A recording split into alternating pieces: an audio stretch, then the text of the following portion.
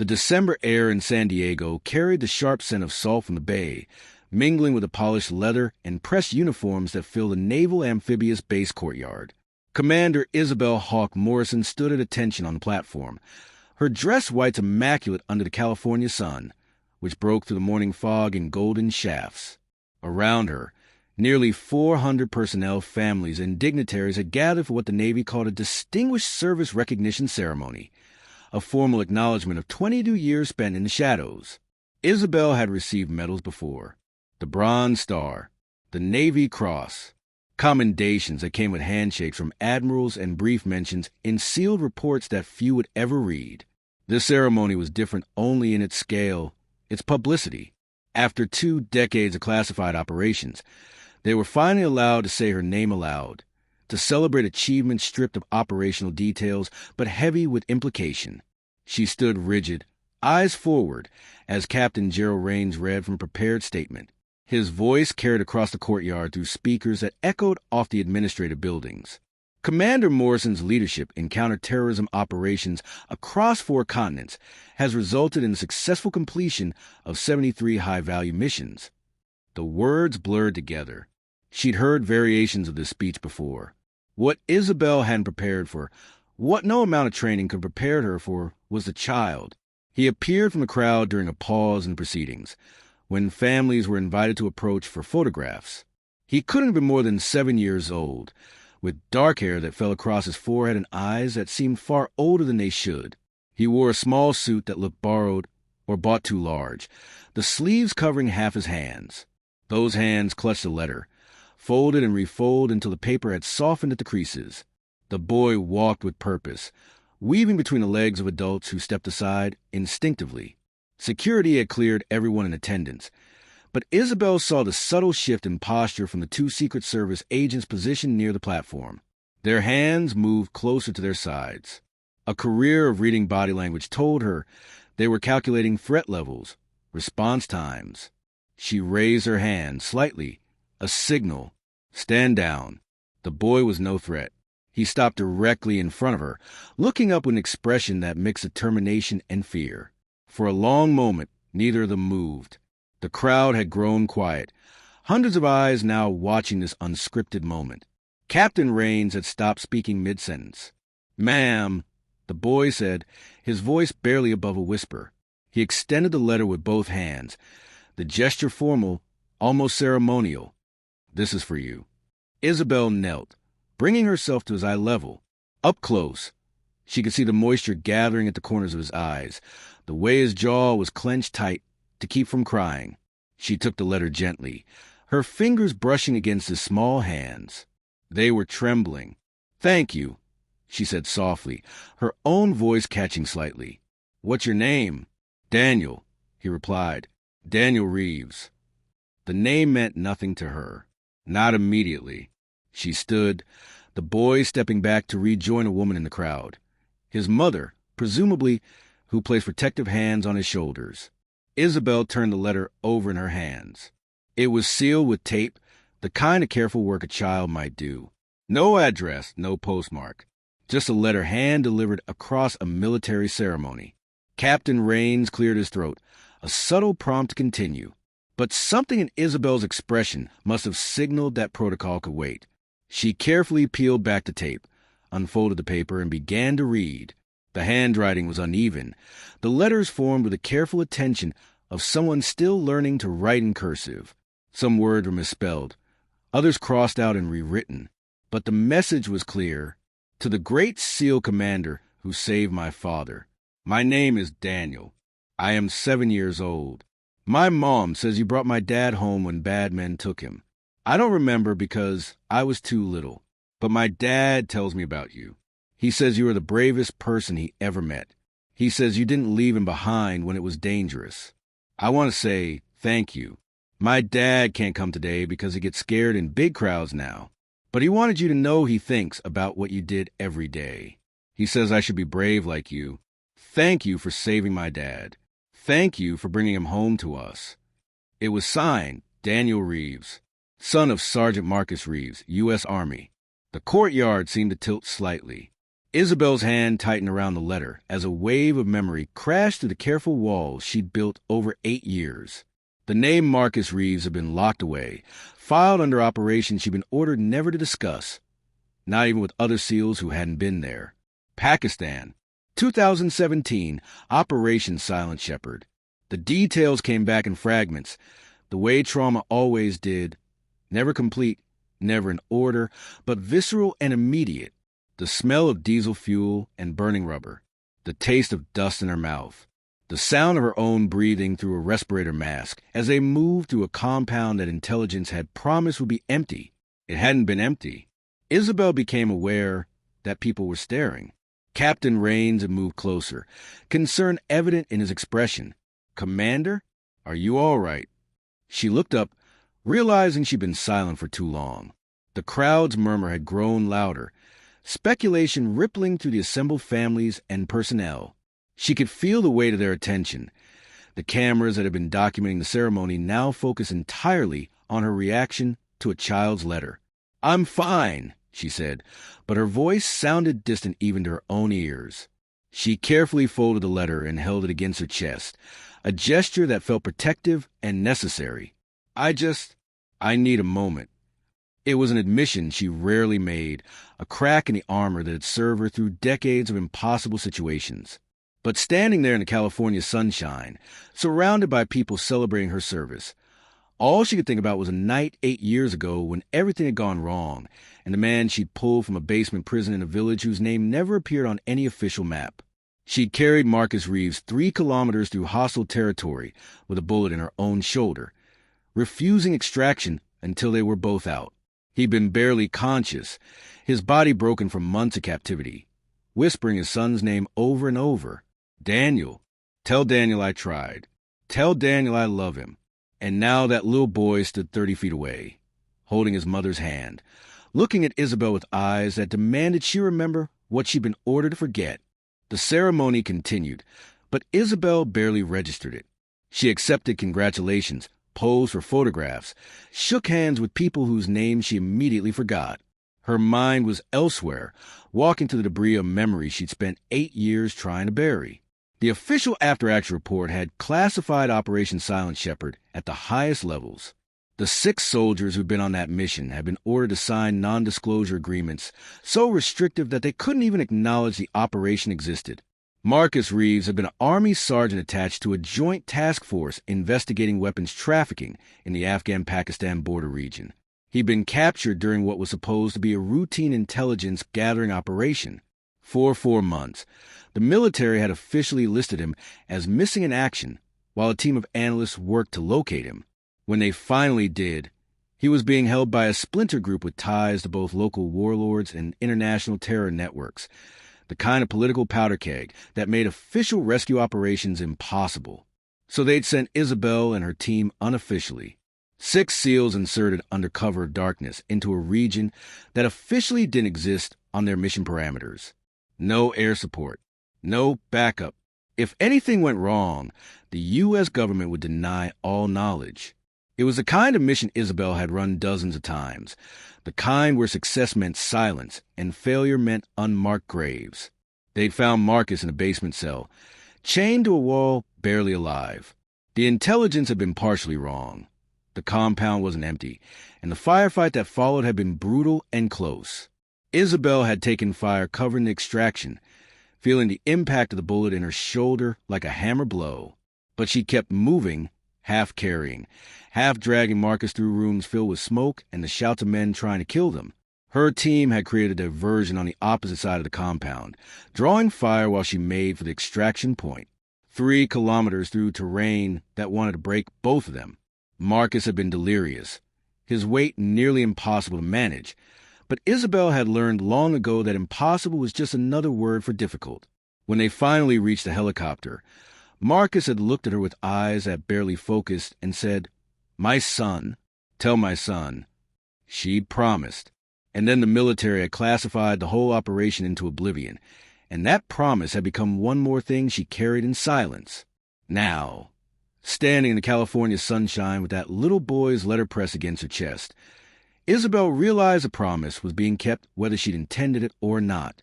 The reception following the ceremony was held in the Officers' Club, a building that overlooked the bay with floor-to-ceiling windows offering views of ships at anchor and the Coronado Bridge stretching toward the horizon. Isabel moved the crowd mechanically, accepting congratulations from colleagues, posing for photographs with admirals, making small talk with people who would never understand what those 22 years had actually cost. She kept the letter folded in her pocket, her hand occasionally moving to touch it, confirming its reality. Across the room, she could see Daniel and his mother standing near the refreshment table. The boy was drinking juice from a small plastic cup, his eyes constantly searching the crowd until they found Isabel. Each time their gazes met, he would offer a small, hesitant smile. The mother, Sarah Reeves, Isabel learned from the name tag visible on her dress, looked worn the way that caregivers often did. There were lines around her eyes that suggested sleepless nights and constant worry. She kept one hand on Daniel's shoulder, a protective gesture that never relaxed even in this room full of military personnel. Isabel knew she should approach them. The boy had come all this way to deliver a message. The least she could do was acknowledge it properly. But something held her back. Fear, perhaps, or the weight of regulations that still technically prohibited her from discussing classified operations. The non-disclosure agreement she'd signed 8 years ago hadn't expired. Talking about Operation Silent Shepherd, even acknowledging it existed, could technically result in charges. But that letter had already broken the silence, hadn't it? A 7-year-old child had done what years of therapy and countless sleepless nights hadn't managed. He'd forced a pass into the present, demanding it be recognized. "Quite a moment out there," said a voice beside her. Isabel turned to find Colonel James Pritchard, one of the senior officers who'd overseen multiple operations she commanded. He held a glass of whiskey, his dress uniform decorated with ribbons that told their own story of decades in service. "That letter seemed to hit you pretty hard." Isabel chose her words carefully. It was unexpected. The best things usually are. Pritchard took a sip of his drink, his eyes moving to where Daniel stood with his mother. The Reeves family, Army sergeant, if I recall correctly. There was something about a rescue operation a few years back, though the details were classified above my pay grade at the time. It was as close as he could come to acknowledging what he knew without actually saying it. Isabel appreciated the discretion, even as it frustrated her. "Some operations stay classified," she said neutrally. "They do," Pritchard agreed. "Though sometimes I wonder if we keep too many secrets for too long. There's a difference between operational security and hiding the things that matter." He paused, swirling the whiskey in his glass. "That boy came here for a reason, Commander. Might be worth finding out what it is." Before Isabel could respond, he'd moved away, disappearing into the crowd with the practiced ease of someone who'd spent a lifetime navigating military politics. She was left standing alone, still watching Daniel and his mother from across the room. The decision made itself. Isabel set down her untouched champagne glass and crossed the room, weaving between clusters of conversation until she stood in front of Sarah Reeves. Up close, the woman looked younger than Isabel had initially thought. Perhaps early 30s, though the exhaustion aged her. Her eyes were the same deep brown as her son's, filled with a wariness that didn't quite match the formal setting. "Mrs. Reeves," Isabel said, keeping her voice gentle. "I'm Commander Morrison. Your son gave me a very special letter today." Sarah's expression shifted, relief mixing with apprehension. "I hope it was okay." Daniel insisted on coming. "He's been planning this for months, ever since we found out about your ceremony." She glanced down at her son, who had moved slightly behind her leg, suddenly shy. "Say hello, Daniel." "Hello," the boy whispered, not quite meeting Isabel's eyes now that she was standing directly in front of him. Isabel knelt down again, bringing herself to his level just as she had during the ceremony. "Daniel, that was one of the bravest things I've ever seen someone do. Walking up in front of all those people to give me that letter took real courage." He looked up at her then, and she saw something in his expression that made her chest tighten. Recognition, perhaps, or the kind of understanding that children sometimes have before the world teaches them to doubt themselves. "Dad said you would understand," Daniel said quietly. "He said you were brave when nobody was watching." The words hit harder than Isabel expected. She'd received countless commendations, medals that spoke to valor under fire, leadership in combat. But this child had identified something that none of those official recognitions ever captured. The private courage required to keep moving when there were no witnesses, no medals waiting at the end, just a way of a promise, and another person's life depending on you. Your father is a remarkable man, Isabel said, meaning it completely. How is he doing? Sarah's expression clouded. Some days are better than others. He wanted to be here today, but... She trailed off, glancing at Daniel before choosing her words carefully. Large crowds are difficult for him. Too many people, too much noise. It triggers memories he'd rather not have. PTSD. Isabel knew the signs intimately, had seen them in countless soldiers who'd experienced trauma. She'd experienced it herself, though she'd been trained to manage it, to function despite the flashbacks and nightmares that came with the territory. But Marcus Reeves had been a prisoner for 4 months in conditions that even the heavily redacted medical reports had described as severe. The fact that he was alive at all was remarkable. That he was functional enough to raise a son and maintain a family was extraordinary. I understand, Isabel said. Please tell him. She paused, aware of the people around them, the regulations still binding her silence. Tell him that I think about that night, too, and that I'm grateful he made a home. It was as much as she could say, coded language that Sarah seemed to understand. The woman's eyes glistened slightly. He knows. That's why we're here. He wanted you to know that the sacrifice you made, that your team made, it mattered. It still matters every single day. A sacrifice she couldn't officially acknowledge. A team whose name she couldn't speak. An operation that didn't exist in any public record. But here in this room, standing in front of a woman and child whose lives had been shaped by that night 8 years ago, the silence felt less like security and more like betrayal. Mrs. Reeves, Isabel said, making a decision that would likely violate multiple regulations. Would you and Daniel like to get coffee somewhere quieter? Away from all this. She gestured at the crowded room. I think your family deserves more than a conversation in the middle of a reception. Sarah looked surprised, then cautiously hopeful. Are you sure? We don't want to take up your time. This is your day.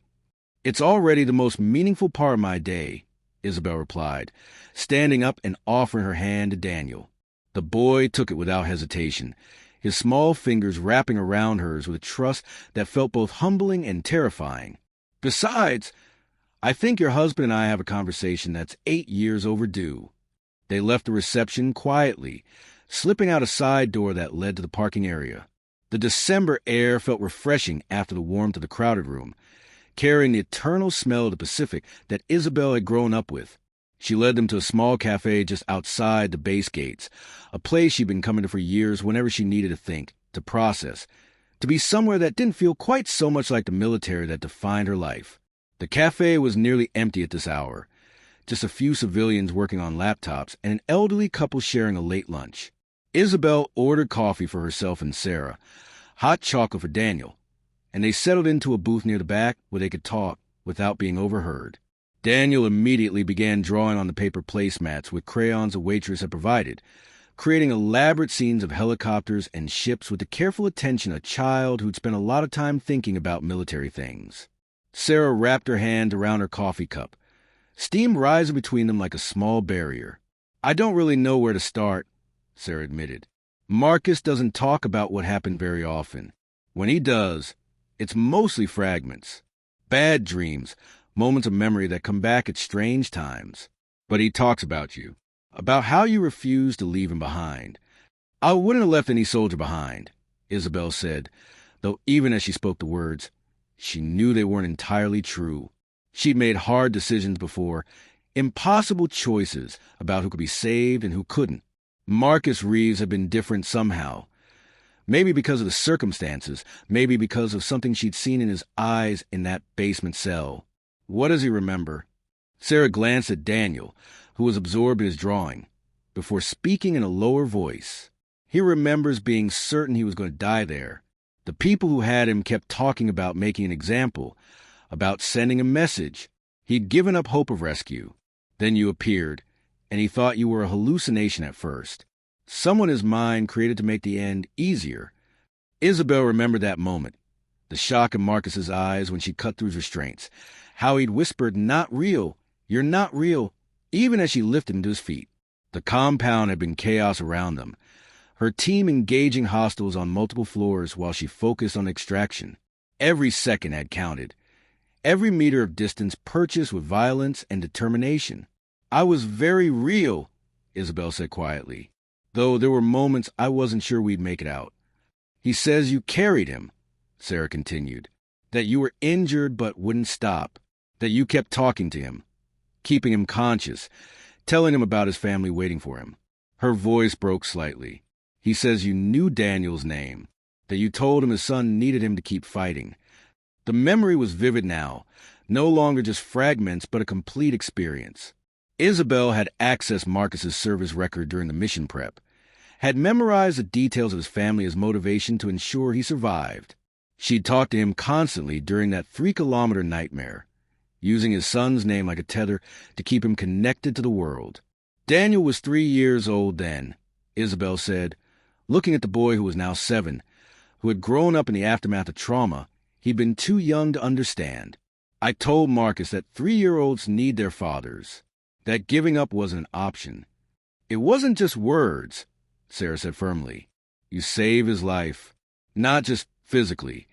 The medical team said if you'd been even an hour later, he wouldn't have survived, but mentally too, knowing that someone fought the hard for him, that someone refused to leave him behind.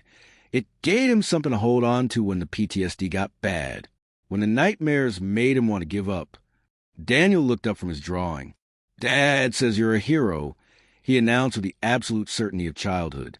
"He says real heroes are the ones who help people when nobody's looking." Out of the mouths of children, Isabel thought, came truths that adults learn to complicate. She'd spent 22 years in service, had been decorated multiple times, had led operations that the public would never know about. But in this moment, sitting in a cafe with a child who'd been 3 years old when she pulled his father from hell, she felt the weight of what service actually meant. Not medals, not commendations, not even the successful mission statistics. Just this: a family intact, a child who still had his father, a woman who didn't have to raise her son alone. They talked for 2 hours in that cafe, the conversation flowing easier than Isabel had expected. Sarah shared stories about Marcus's recovery, the surgeries, the physical therapy, the ongoing struggle with PTSD that some days felt like its own kind of combat. Daniel interjected with innocent observations about his father, describing a man who was loving but haunted, present but sometimes distant, fighting battles that a 7-year-old couldn't fully comprehend but somehow understood mattered. "He teaches me to be strong," Daniel said at one point, having abandoned his drawing to focus on the conversation with the seriousness of someone much older. "When I'm scared of the dark or scared of other kids at school, Dad tells me that being brave doesn't mean not being scared. It means doing the right thing even when you're scared." The words echoed something Isabel had told herself countless times during her career, a philosophy that had carried her through situations where fear was the only rational response. Hearing it reflected back through this child, filtered through his father's experience, created a strange sense of completion, as if the lessons learned in that Pakistani compound had come full circle. "Your dad is absolutely right," Isabel said, "and he's one of the bravest people I've ever met, not because of what he endured, but because he came home and kept fighting. That takes a different kind of courage." Sarah wiped at her eyes discreetly. "He doesn't see himself that way. He sees himself as broken, damaged. There are days when he can barely leave the house. He lost his military career, lost the sense of purpose that defined him for so long. Some nights I hear him crying, and there's nothing I can do to help." She paused, looking directly at Isabel. "But then he talks about that night, about how you didn't quit on him. And it reminds him that if someone could fight that hard to bring him home, then he owes it to them, to you, to keep fighting now." The responsibility of that struck Isabel physically. She'd saved Marcus Reeves's life, yes. But in doing so, she created an obligation neither of them had fully understood at the time. He carried the weight of living up to the sacrifice made for him. She carried the weight of what her actions had set in motion. A life saved but irrevocably changed. A man who would spend the rest of his days wrestling with the aftermath of trauma. "Where's Marcus now?" Isabel asked. "I'd like to see him, if he's willing, if it wouldn't be too difficult." Sarah exchanged a glance with Daniel before answering. "He's at home in Oceanside, about 40 minutes north of here. We have a small house near the beach. The sound of the ocean helps him sleep. He's probably watching from a window, wondering how this went. He wanted to come so badly, but—" She trailed off, the unfinished sentence hanging between them like so many things that couldn't quite be said. "But the ceremony would have been overwhelming," Isabel finished gently. "I understand. Crowds, noise, unexpected movement, all triggers. The VA hospital has resources. Support groups for veterans dealing with PTSD. Is he connected with them?" "He tries," Sarah said, "but it's hard.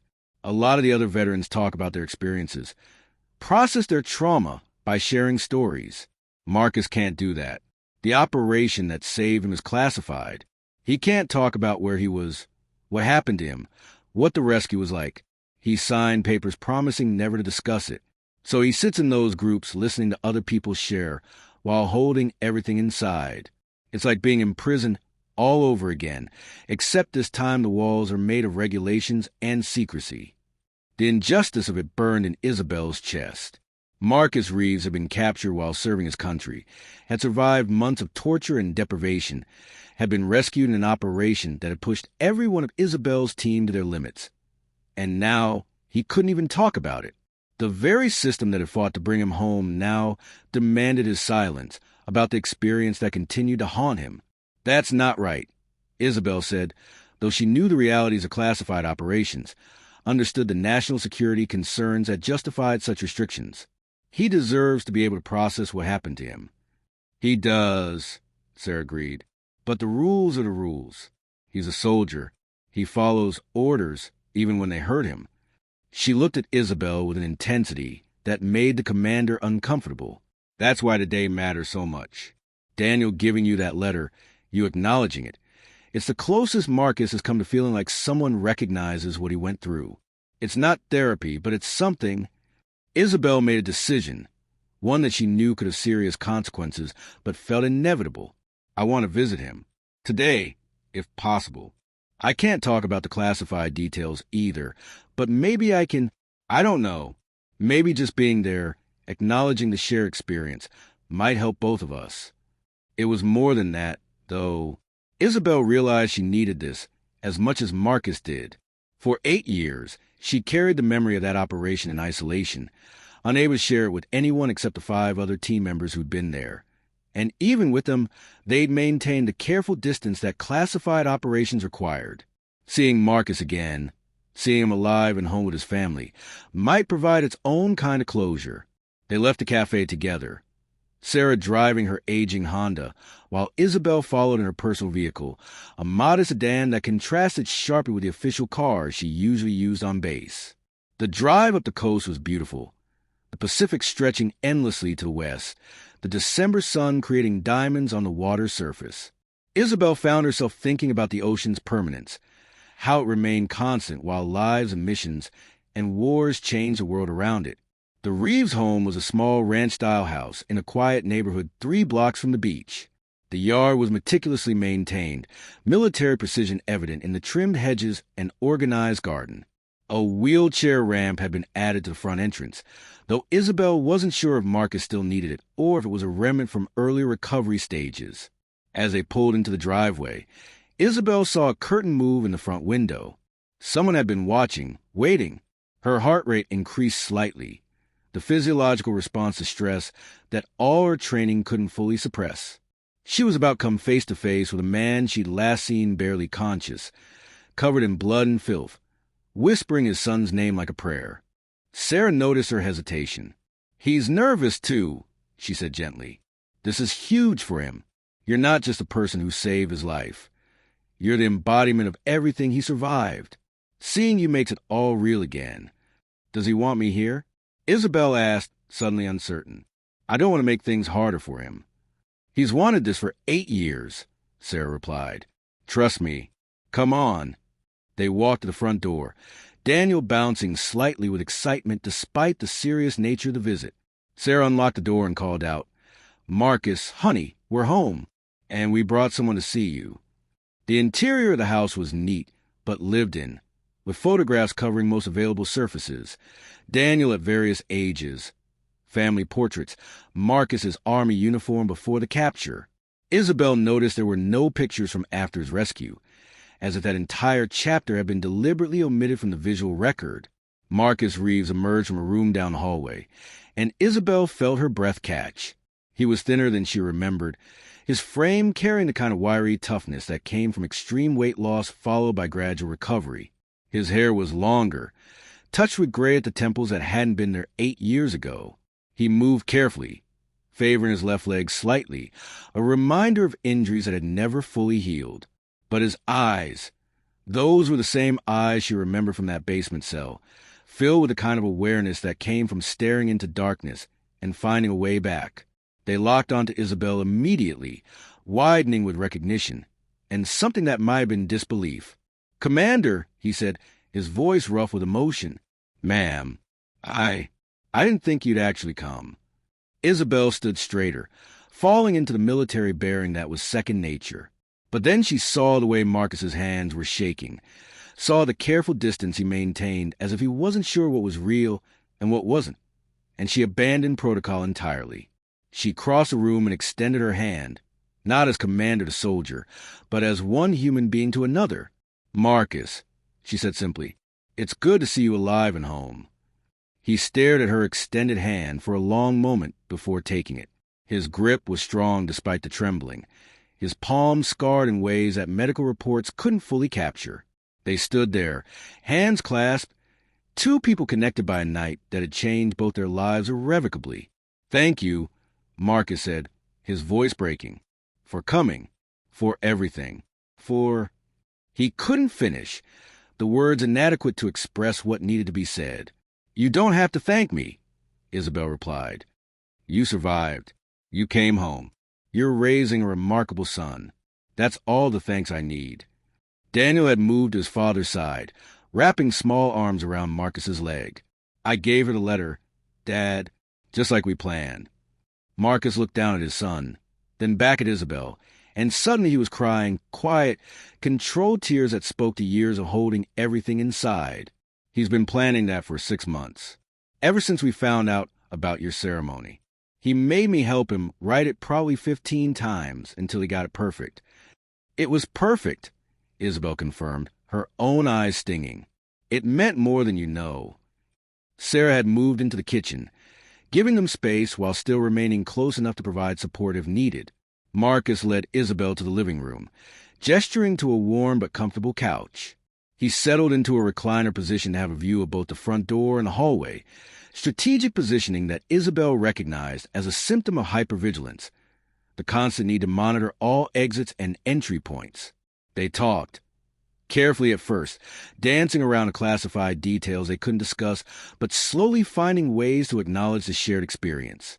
Marcus described fragments of his memory, being taken, the months of captivity, the moment he'd seen a figure in night vision gear appear in the doorway of his cell and thought he was hallucinating. "I'd given up," he admitted, staring at his hands. "I decided that dying was better than one more day in that place. Then you appeared, and suddenly dying wasn't an option anymore. You made it clear that I was going to survive whether I wanted to or not. You were tough," Isabel said, "tougher than you give yourself credit for. Most people wouldn't have lasted 4 months in those conditions. You stayed strong enough to make the extraction possible." "I don't feel strong now," Marcus said quietly, glancing at Daniel, who had settled on the floor with his drawings. "Most days, I can barely function. The nightmares, the flashbacks, the way my brain just shuts down sometimes when there's too much stimulus. Sarah has to take care of everything. Work, Daniel, the house. I'm supposed to be the soldier, the protector, but I can't even handle a trip to the grocery store without having a panic attack." It was the kind of raw honesty that civilians rarely heard from veterans, the admission of vulnerability that military culture often discouraged. Isabel leaned forward, choosing her words carefully. "Marcus, what you're experiencing is not weakness. It's a completely normal response to extreme trauma. Your brain is doing exactly what it's supposed to do, try and protect you from threats by staying on high alert. The problem is that the threats are gone, but your system doesn't know that yet. The VA says the same thing, Marcus replied. But knowing it intellectually and feeling it are different things. I look at Daniel and think about how he's growing up with a father who can't take him to his soccer games because there are too many people who can't attend school functions because the noise is overwhelming. What kind of father does that make me? The best kind, Isabel said firmly, with a conviction that surprised even herself. Because despite everything you're dealing with, you're still here. You're still fighting. That letter Daniel gave me today, that shows exactly what kind of father you are. One who teaches his son about courage and gratitude, who raises a child brave enough to walk up to a stranger in front of hundreds of people and say what needs to be said. The sun was setting over the Pacific when Isabel finally prepared to leave the Reeves home. What she'd intended as a brief visit had stretched into hours of conversation, of carefully shared memories, of two people who'd survived the same nightmare, finding ways to speak the unspeakable without violating the regulations that still bound them both. Marcus had relaxed considerably as the afternoon progressed, his initial nervous energy giving way to something calmer. He'd shown Isabel around the house, pointing out the modifications they'd made, the safety bars in the bathroom, the security system that let him monitor all entry points, the soundproof room where he went when the world became too overwhelming. Each detail told a story of adaptation, of a family learning to live with trauma while refusing to be defined by it. Daniel had warmed to Isabel completely, showing her his drawings, his collection of toy helicopters, the uniform patches his father had given him from before the capture. He spoke with enthusiasm of childhood, but also with an awareness that this visit meant something important, something that his young mind couldn't fully articulate but deeply understood. Now, standing in the driveway with the ocean breeze, carrying the smell of salt and evening, Isabel found herself reluctant to leave. Something had shifted during this visit. Some weight she'd been carrying had begun to lighten. Sarah and Marcus stood together on the porch, his arm around her shoulders, looking like what they were. Two people who'd survived impossible circumstances through love and stubbornness, and a refusal to let trauma have the final word. This meant everything, Marcus said, his voice steady now in the way it hadn't been when she'd arrived. Having you here, being able to talk about it even in fragments, it makes it feel real. Like it actually happened, and wasn't just some nightmare my brain created. It happened, Isabel confirmed, and you survived it. That's not nothing, Marcus. That's extraordinary. Will you come back? Daniel asked, appearing at his father's side. Dad has lots more stories, and I want to show you my soccer trophy. Isabel knelt down, now a familiar position when talking to this remarkable child. I'd like that very much. If your parents say it's okay, maybe I can come to one of your games sometime. I bet you're a great player. I'm okay, Daniel said with endearing honesty. But I try hard. Dad says that's what matters. Not being the best, but trying your best. Your dad is a very wise man, Isabel replied, ruffling his hair gently before standing. She looked at Sarah. Thank you for trusting me enough to bring me here today. I know it was a risk. It was necessary, Sarah replied. For all of us. You're part of our family story, Commander Morrison, the chapter that gave us a future. We couldn't keep that separate from our lives anymore. As Isabel drove south toward San Diego, the sky turning deep purple and orange over the ocean, she reflected on how much had changed in a single day. This morning, she'd stood on a platform accepting recognition for years of service that most people would never fully understand. Tonight, she carried something more valuable than any medal. The knowledge that one mission, one night of refusing to quit, had created ripples that extended far beyond the immediate extraction. Daniel Reeves existed in a world where his father was present because Isabel had made choices 8 years ago that she'd been trained to make but had executed in ways that transcended training. Marcus was alive, struggling but fighting, teaching his son lessons about courage that could only come from someone who'd faced the worst and chosen to keep going. Sarah had her partner, damaged but not broken, building a life from the pieces that remained. Her phone rang as she entered the city limits. Captain Rains probably wanted to debrief about the ceremony and her sudden departure. She let it go to voicemail. Some conversations could wait. Instead, She thought about the letter folded in her pocket, the uneven handwriting that had somehow cut through 8 years of mandatory silence. To the Great SEAL commander who saved my father. Not her rank, not her medals, not her operational statistics. Just that simple acknowledgement of what had really mattered. Saving someone, bringing them home, giving a child his father. When she finally arrived at her apartment in Point Loma, the lights of the base visible across the bay, Isabel took out the letter and read it again. The paper was beginning to show where from being folded and unfolded repeatedly, the tape coming loose at the edges. She would need to preserve it somehow, this artifact that meant more than the Bronze Star and Navy Cross sitting in a box somewhere in her closet. Her computer sat on the desk by the window, and she found herself opening a blank document.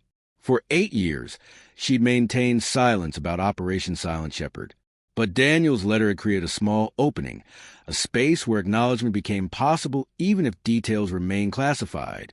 She began to write, not a report or debrief, but something more personal, a reflection on what service actually meant, stripped of operational objectives and strategic considerations, a meditation on the weight of bringing someone home and the responsibility that created, an acknowledgement of families who carried their own burdens while veterans fought private wars with invisible enemies.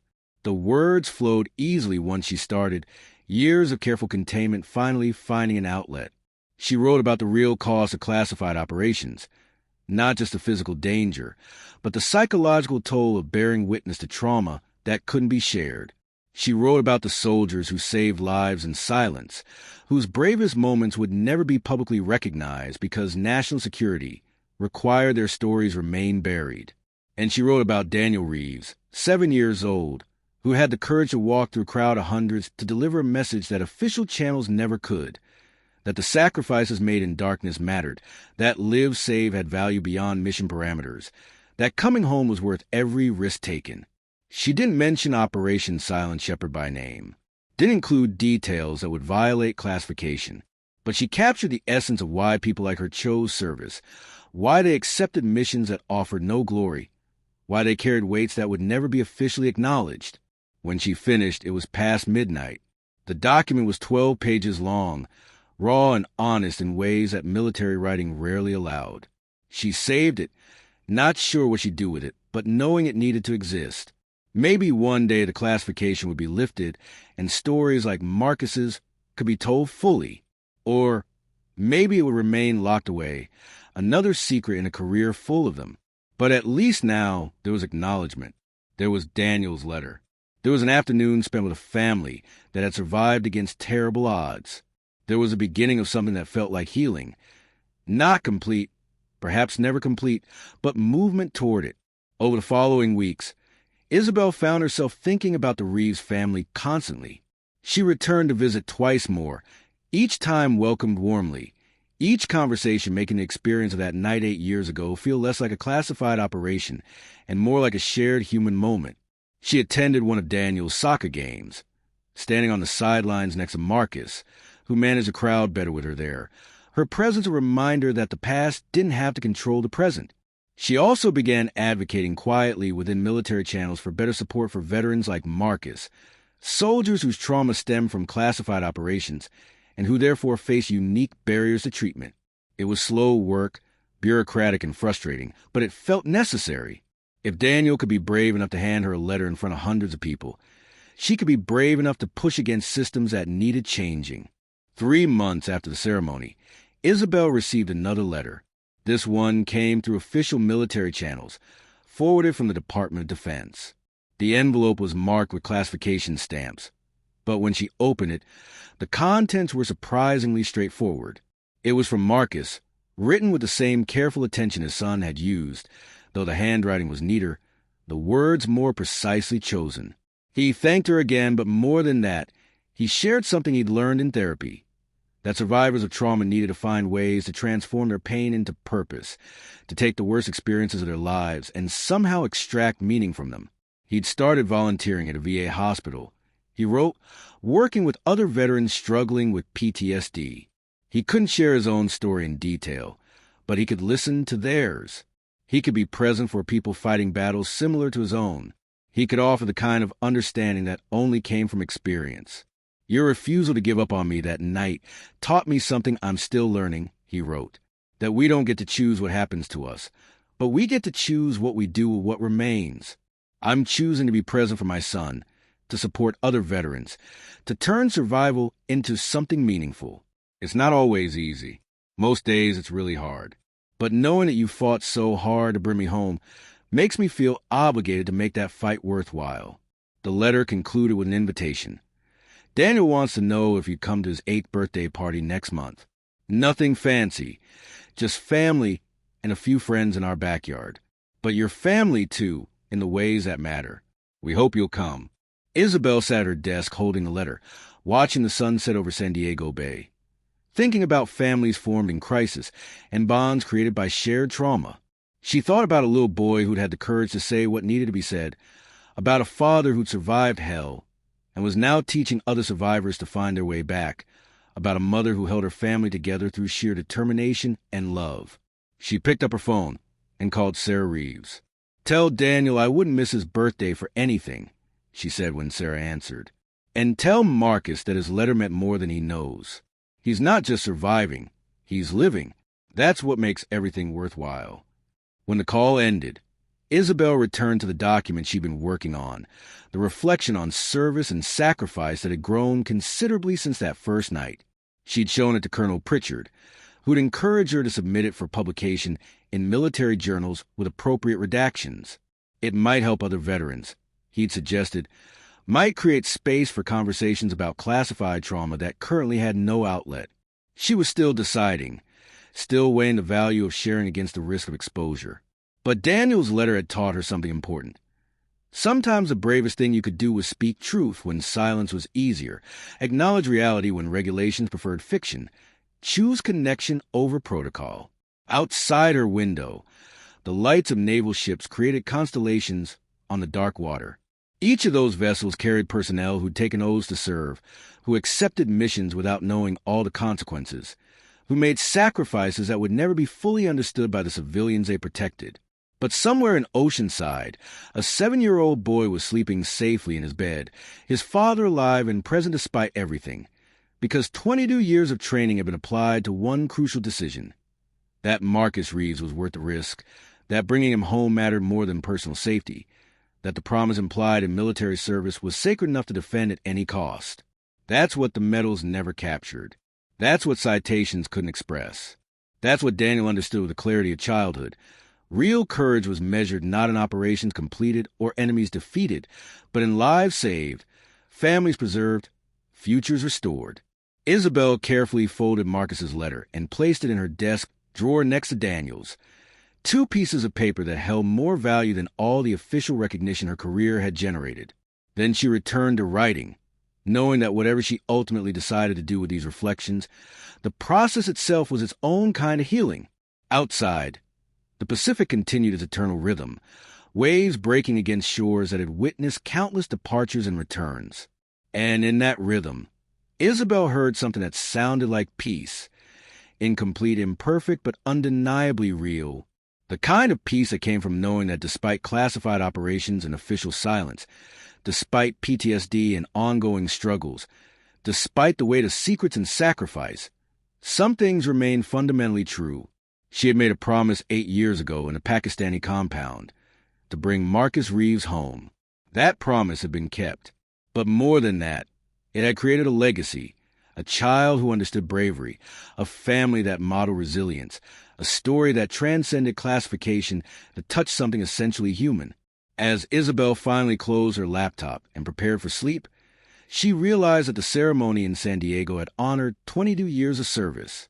But a 7-year-old boy with a folded letter had shown her what those years actually meant.